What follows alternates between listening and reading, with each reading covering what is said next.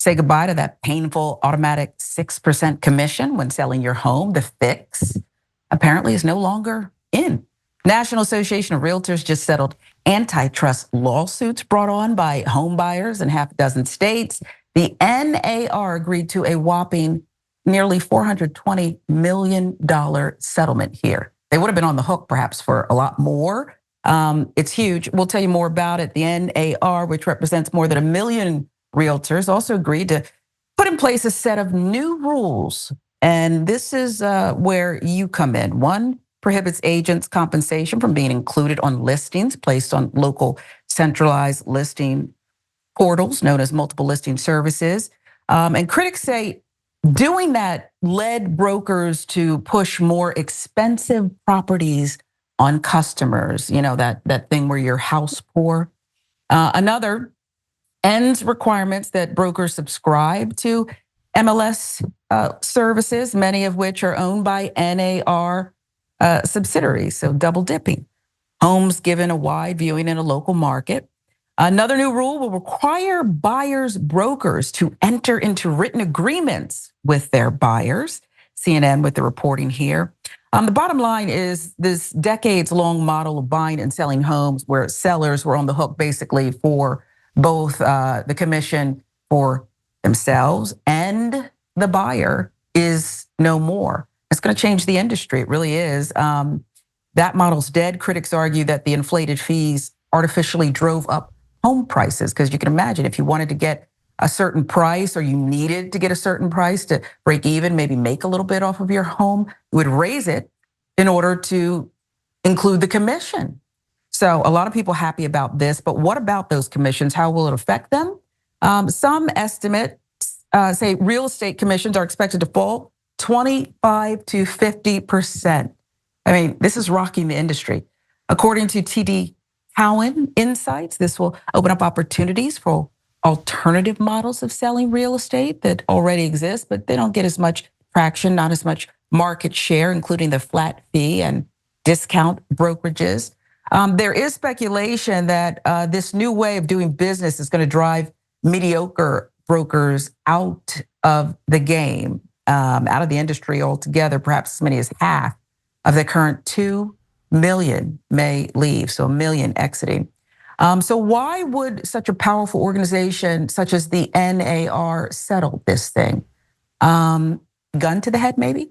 In November, federal jury in Missouri found the NAR and two brokerages liable for $1.8 billion in damages for conspiring to keep agent commissions artificially high.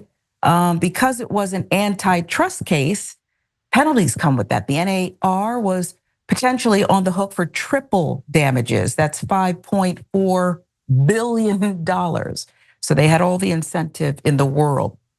Warren Buffett, believe it or not, is part of this because remember, his Berkshire Hathaway owns Home Services of America and two subsidiaries, as well as Keller Williams Realty.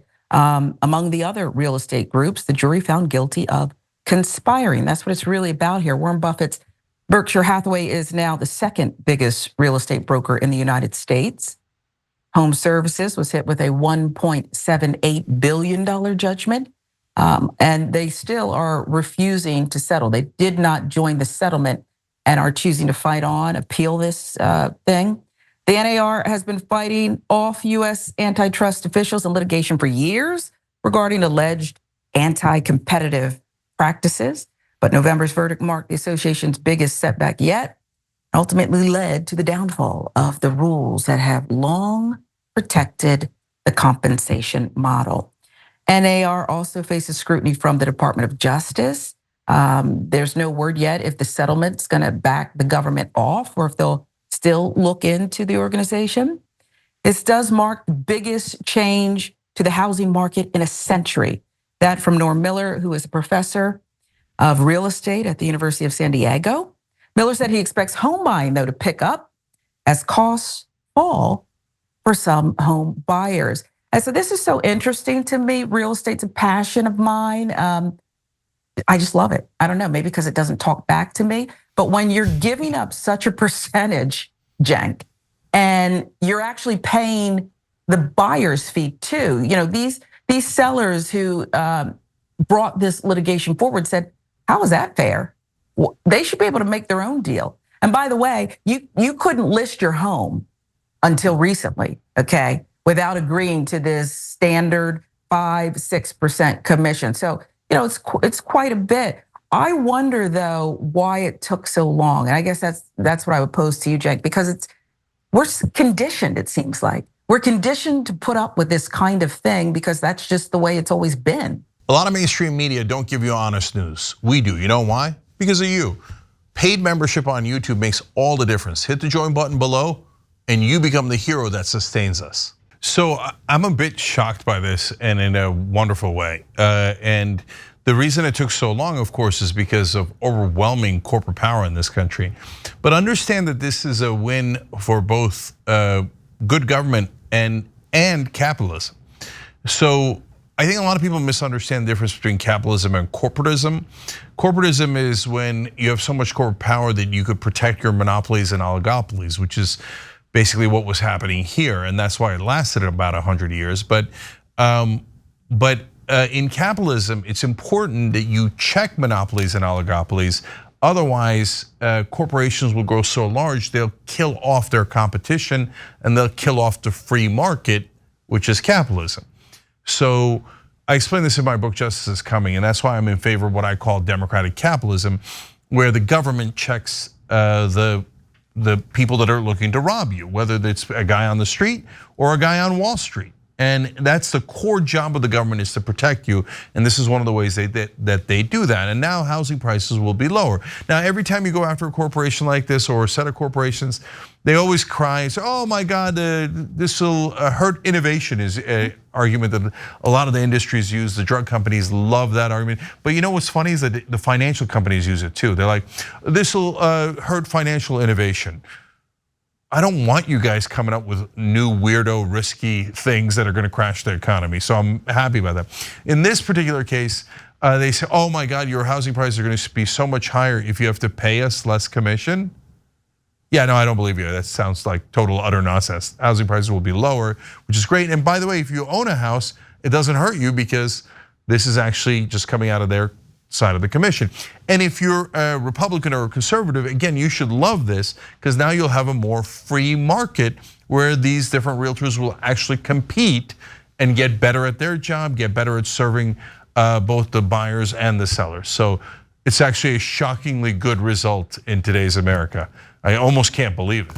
Obviously, the real estate lobby pretty much all over the country. There isn't one like real estate lobby like there is, like, you could say there's one big pharma. It's a bunch of mega companies who wield influence all over the place. For instance, where I'm from in New York City, you got to pay these realtors to rent an apartment. Like, the real estate lobby in New York is like so extremely powerful. Eric Adams is in their pocket. These guys are so powerful in so many places, especially bigger cities all over the country. I am kind of surprised that the public sector comes down with the way to take money out of their pockets, and this thing just sails through.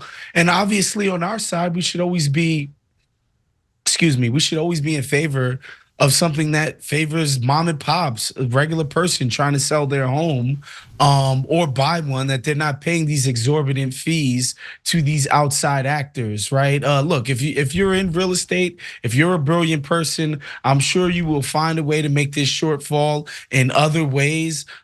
Just this idea that this blanket rule that you have to give these people this money, I'm fine with it. The real estate process of buying a home is so convoluted already. These guys making this stuff on top of it is not of any help. It's the trauma for me. You just brought back a lot of trauma. I was in my early 20s, New York, and I'm paying like 10% of a year's worth of rent in this. There was little creepy crawler things everywhere, okay? Yeah, everywhere. And I paid out the I couldn't even afford it just to have this little tiny apartment. I wonder though, how much the Zillows, the Redfins, because that's been around. I don't even know how they came into existence with this powerful group conspiring with each other. And I'm also curious as to why Home Services, the Warren Buffett subsidiary, did not join the settlement, because it seems like there's an uphill battle given that Missouri jury verdict in the billions. But I also am thinking, what are they going to come up with? Because you're not just going to take their money. They're going to figure out something. Yeah, that's for sure too. All right, let me agree with both of you guys. It's tough being poor in New York, man. I live in a place where the cockroaches would literally drop from the ceiling. They try to walk on the ceiling and then they drop on your head. So it is rough sometimes in New York. Stop. Okay, so anyways, but to Waz's point, so local government is where real estate interests have the biggest power. And so, again, talking about New York, Eric Adams is not the first person to get bought off by real estate lobbyists in New York. Andrew Cuomo legendarily gave everything to real estate interests. Same thing here in California. So it doesn't matter if it's a red state or blue state. They have enormous power at the state level and at the local level.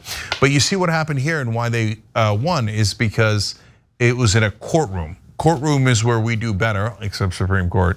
But hey, go thank a trial lawyer, okay? Because trial lawyers go after corporate interests. Yes, they do it, of course, they also get paid. Of course, right? But it is one of the last checks left on corporate power. And that is why Republicans hate lawyers and always are talking against lawyers, because Republicans represent corporations. And so they want to make sure that you don't support the one set of people that might actually help you. So for all the lawyers out there that got this done, thank you. I actually know a guy who was involved with the breast implant litigation, class action, the hip litigation with the companies. And I remember years ago being told that he and other lawyers across the country would get together, like do a retreat, and they would just pitch ideas. Who can we sue next?